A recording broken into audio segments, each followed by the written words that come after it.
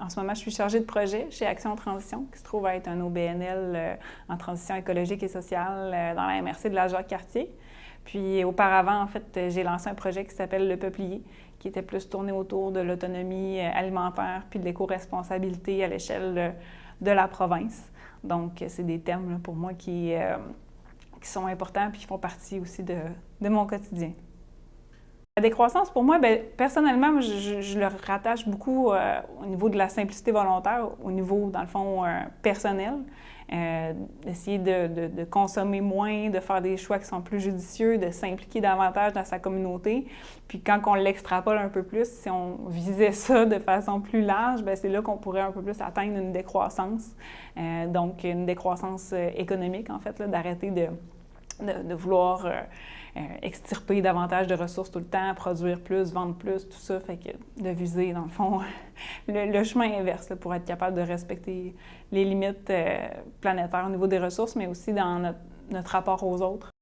En fait, le premier pas que j'ai fait vers la décroissance, à ce moment-là, j'en étais pas vraiment consciente, mais ça a été d'accepter un poste, en fait, qui était super intéressant du point de vue de mes valeurs, mais qui n'était pas nécessairement intéressant du point de vue financier.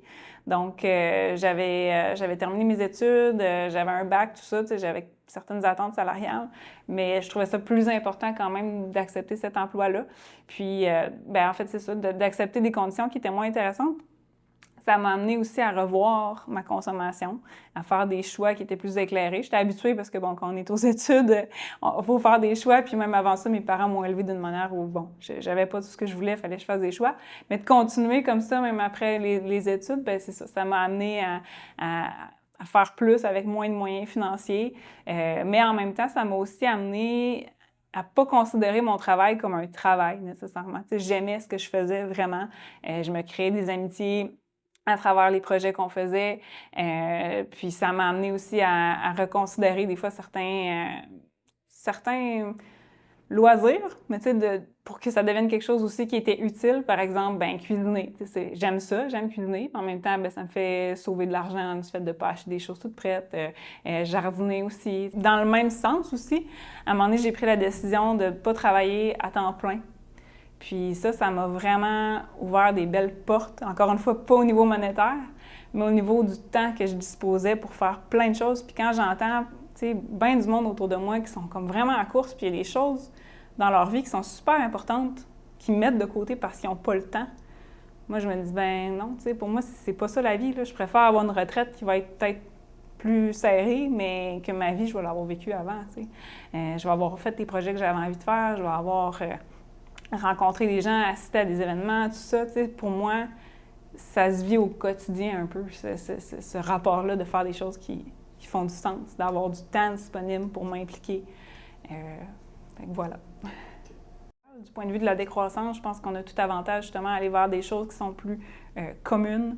Je parlais d'autonomie alimentaire un peu plus tôt, mais l'autonomie alimentaire à l'échelle familiale, je ne suis pas la seule à le dire. Je pense que c'est plus une utopie qu'une possibilité. On ne peut pas tout faire ce qu'on veut, ce qu'on mange.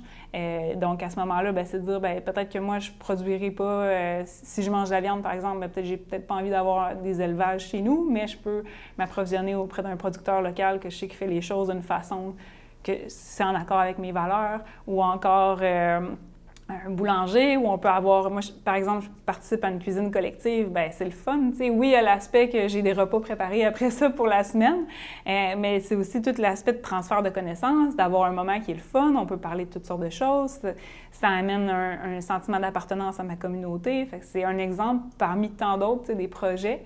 Je pense qu'on a besoin de ça aussi. Je pense que dans les dernières années, on a constaté à quel point que d'avoir du lien social, c'est important. Au niveau de mes valeurs, il y en a deux qui sont particulièrement importantes pour moi, puis qui je pense, qui trouvent aussi leur sens. Au niveau de la décroissance, il y a l'aspect de justice. Donc, encore une fois, au niveau de nos rapports de production, d'exploiter carrément des gens ailleurs dans le monde, c'est quelque chose que, au niveau de la mondialisation, tout ça, c'est loin de nous, fait que c'est comme si ça n'existait pas, mais ça existe quand même, il faut en prendre conscience, puis prendre acte de ça. Puis l'autre aspect, c'est au niveau de l'honnêteté puis de la transparence.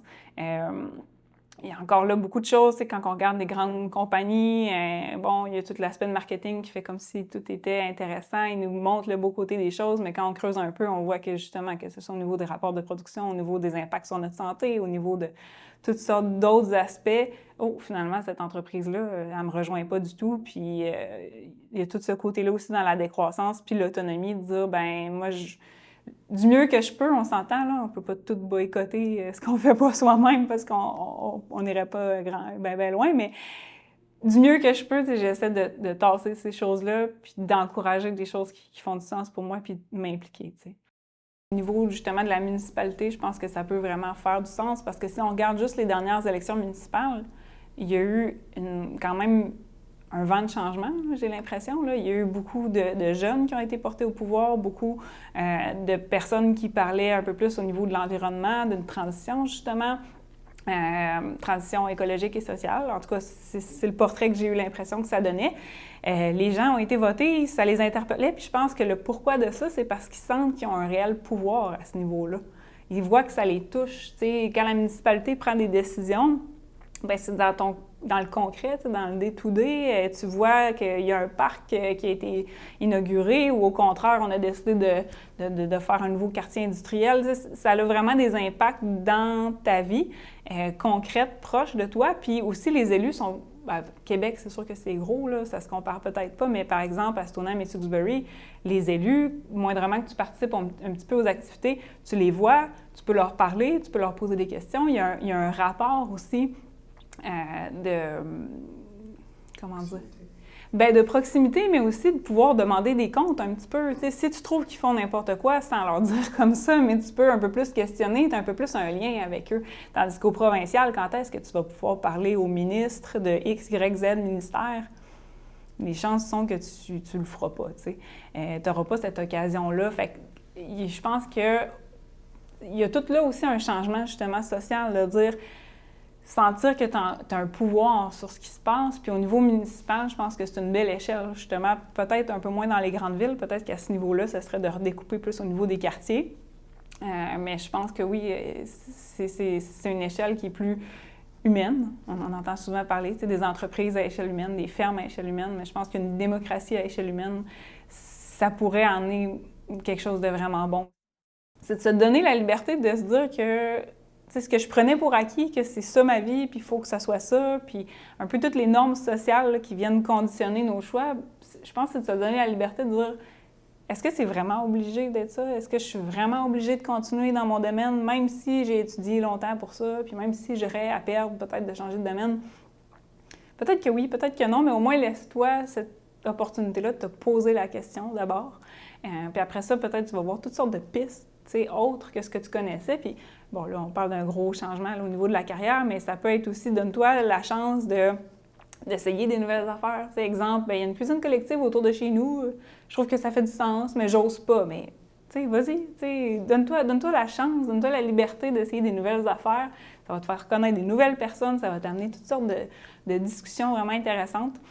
De réflexions vraiment intéressantes. Puis j'en profite pour parler du Centre Jacques-Cartier, justement, avec toutes les activités qu'il y a sur la décroissance. Je pense que ça peut être toutes sortes de belles pistes de réflexion. J'en parle parce que moi, à chaque fois que je participe ici, ça fait 2 amies différentes que j'apporte, puis quand elle repart, puis elle dit « Hey, c'est ça que j'avais besoin. » J'étais comme perdue dans mes pensées, dans une espèce de brouillard, de non-sens, que je comprends pas.